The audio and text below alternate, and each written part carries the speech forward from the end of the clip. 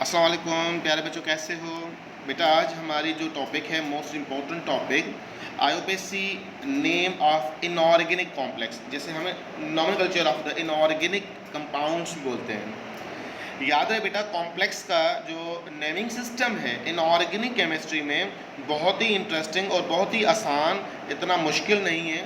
अलबत्ता 2-4 पॉइंट्स पे जो फोकस करना है आपको, वो मैं आपको तफसीलन बता देता हूँ। देखें बेटा, कॉम्प्लेक्स में आपको जो चीज़ें याद करनी है वो आपको जो है वो 2 चीज़ें याद करनी है। एक कि कॉम्प्लेक्स का पार्ट कौन सा है और अदर देन कॉम्प्लेक्स कौन से हैं। कॉम्प्लेक्स का पार्ट ब्रैकेट के अंदर हम मेंशन करवाते हैं। ब्रैकेट के अंदर 2 चीज़ें ही ज़रूर होती हैं।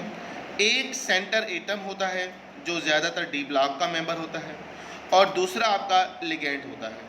ये दोनों चीज़ें स्फीयर के अंदर होती हैं। स्फीयर के बाहर जो चीज़ें होती हैं, याद रहे, they are not part of complex. ये कॉम्प्लेक्स कंपाउंड, ये कोऑर्डिनेट कंपाउंड नहीं कहलाएंगे। अलबत्ता चार्ज बैलेंसिंग में हेल्प ज़रूर करते हैं। अब दाएं बाएं और देखना हो तो अगर बेटा मैं इसकी बात करूं तो इसका नेम सेम ही होगा जो पीरियोडिक टेबल में है। जैसे अगर यहाँ पर कोई मेटल लिखा हो पोटाशियम, तो पोटाशियम ही रहेगा, सोडियम तो सोडियम ही रहेगा। ऐसा नहीं कि आप सोडियम को कोई और नेम दे, नहीं। जो आपका राइट साइड पर, जी यहाँ पर मैं लिख देता हूँ, ये राइट साइड है, मैं अपने वर्ड्स में लिखता हूँ, और ये आपका लेफ्ट साइड है।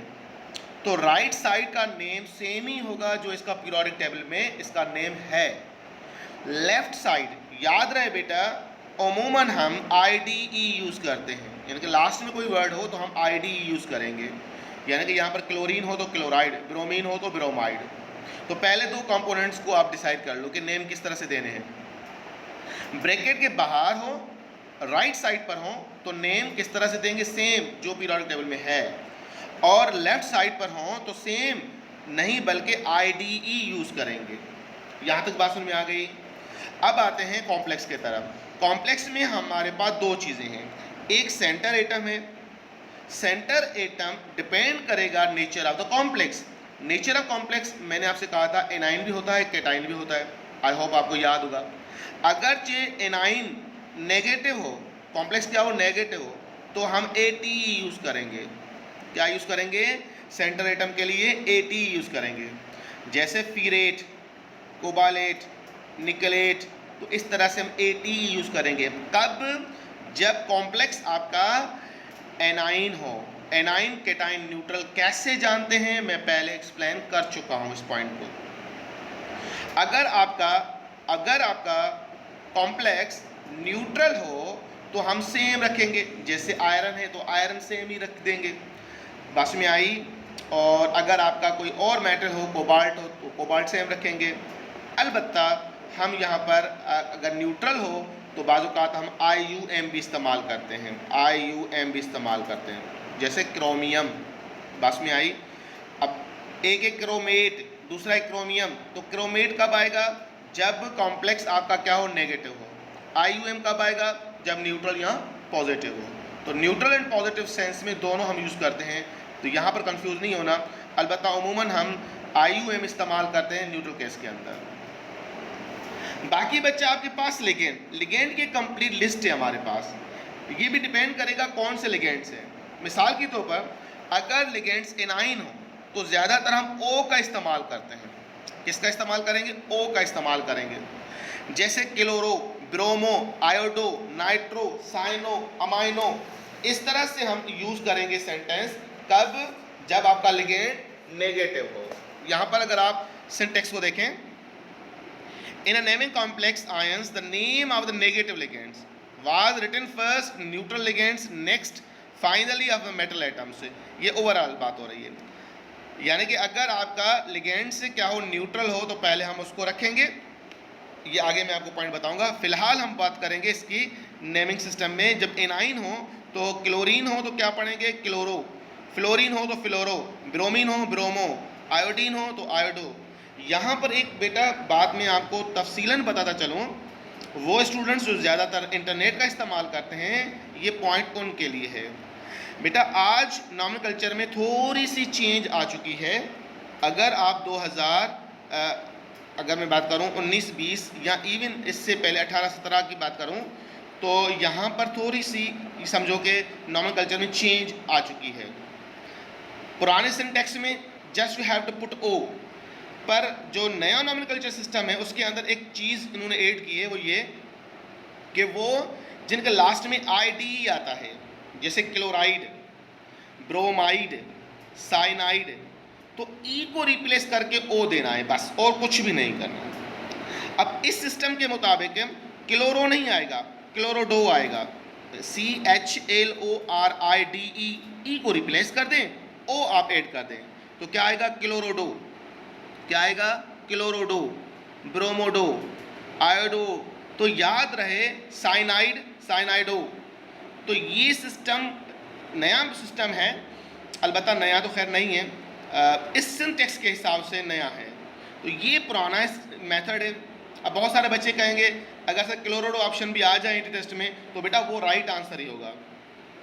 बात में आई, पर चूंकि हम सिंटैक्स को फॉलो करते हैं तो सिंटैक्स को फॉलो करना है। अगर नेगेटिव हो तो नेमिंग ऑफ लिगेंड किस तरह से दोगे? Just you have to O, chloro, bromo, iodo, cyano, oxalato, carbonato, तो इस तरह से आप इनको नेम दोगे।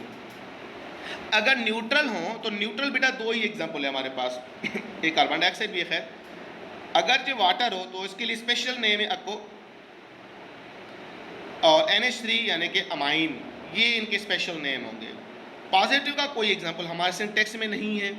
अलबत्ता पॉजिटिव केस के अंदर अगर एग्जांपल हो तो NO प्लस भी होता है, N25 प्लस भी होता है, ये दो पॉजिटिव के लिगेंड्स से होते हैं।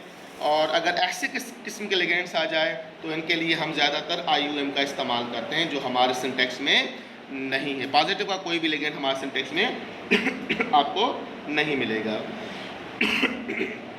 अब आते हैं नेमिंग सिस्टम की तरफ। अब आपका बड़ा आसान नेमिंग सिस्टम हो गया। देखें बेटा, कोई भी कॉम्प्लेक्स आपको मिला हुआ हो तो उसमें 5 पोजीशंस होंगी।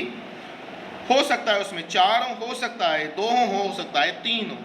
अगर ये 5 हो तो जो राइट साइड पर होगा पहले नाम उसको दोगे, उसके बाद जो ब्रैकेट छोटी ब्रैकेट्स के अंदर होंगे उनको नेम दोगे। हाँ, यहाँ पर आप डिसाइड करोगे अल्फ़ाबेट और न्यूट्रल एनाइन। अगर न्यूट्रल हो तो पहले न्यूट्रल का नाम रखोगे, बात में आई। और अगर आपका अल्फ़ाबेट के हिसाब से हो तो ये 2 बाजू का 3 भी हो सकता है, 3 बाजू का 2 भी हो सकता है। चौथे नंबर पर मेटल की पोजीशन डिसाइड करोगे। यहाँ पर मेटल की पोजीशन होती है बेटा, मेटल की पोजीशंस, और उसके बाद उसका ऑक्सीडेशन नंबर, और लास्ट में रखोगे जो ब्रैकेट्स के लेफ्ट साइड पर कोई भी मेंबर होगा। अगर लेफ्ट साइड पर ना हो तो फर्स्ट ये पोजीशन आएगी, सेकंड इसकी, थर्ड इसकी, फोर्थ इसकी पोजीशन आएगी। अब मैं एक एग्जांपल की तरफ आता हूँ। जैसे यहाँ पर एक एग्जांपल लिखा हुआ है, मैं आपको एग्जांपल देता चलूँ। यहाँ पर कोबाल्ट है, इसके साथ न्यूट्रल अटैच है, 6 अमाइन ग्रुप अटैच है। अच्छा जी, और लास्ट में आपका यस Cl3 है। अब नेम किस तरह से होगा देखें बेटा। सबसे पहले क्या डिसाइड करेंगे? ये वाला। अब ये वाला पार्ट तो है नहीं इसके अंदर, जब इसके अंदर पार्ट ये वाला एब्सेंट है तो अब 2 नंबर चला आएगा फर्स्ट नंबर पर। बस में आई, यानी कि अगर ऐसा मेंबर हो जिसके अंदर ऐसी कंडीशन हो तो अब ऐसी कंडीशन में फर्स्ट नंबर पर ये नाम रखोगे। आई होप आप बात समझ में आ गई आपको। दूसरे नंबर पर ये और तीसरे नंबर पर ये मैथमेटिकली रिडक्शन करते रहो। अगर 1 वाली पोजीशन ना हो तो 2 1 पे चला जाएगा। अब आ जाए हेक्सा अमाइन, फर्स्ट नंबर पे नाम दोगे। 6 अमाइन है तो इसको नाम क्या दोगे बेटा? आपको पता है NH3 का लिगेंड अमाइन पढ़ेंगे तो हेक्सा अमाइन। क्या पढ़ेंगे बेटा? Hexa amine. आप रखोगे हेक्सा, मैं लिख देता हूँ हेक्सा अमाइन। क्लियर है? उसके बाद कोबाल्ट, क्या है बेटा? कोबाल्ट। सर कोबाल्ट क्यों रखा? इसलिए कि ये लिगेंड जो है आपका कौन सा लिगेंड है? ये लिगेंड आपका केटाइन है, तो केटाइन में AT कोबाल्ट नहीं रखेंगे, जस्ट कोबाल्ट रखेंगे। रखा कोबाल्ट। उसके बाद कोबाल्ट ऑक्सीडेशन नंबर 3, तो आप रोमन में लिखोगे 3 कुछ इस तरह से। और लास्ट में कौन सा है? क्लोरीन। लास्ट में हम ID इस्तेमाल करेंगे तो क्लोराइड। तो ये टर्म होगा क्लोराइड। तो इस तरह से आप नेम डिसाइड करोगे।